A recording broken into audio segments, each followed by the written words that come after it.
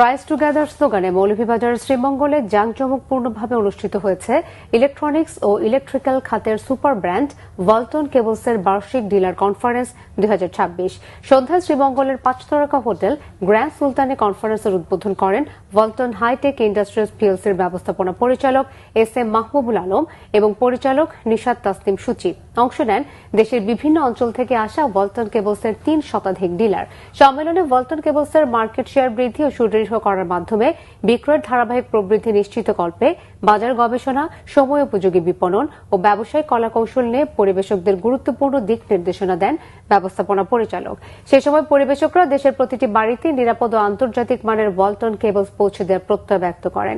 চলতি বছর ওয়ালটন কেবলস বিক্রয়ে ধারাবাহিক প্রবৃদ্ধি অর্জনে বিশেষ অবদান রাখায় শতাধিক পরিবেশককে দেওয়া হয় পুরস্কার। মনোজ্ঞ সাংস্কৃতিক অনুষ্ঠানের মধ্য দিয়ে শেষ হয় সম্মেলন।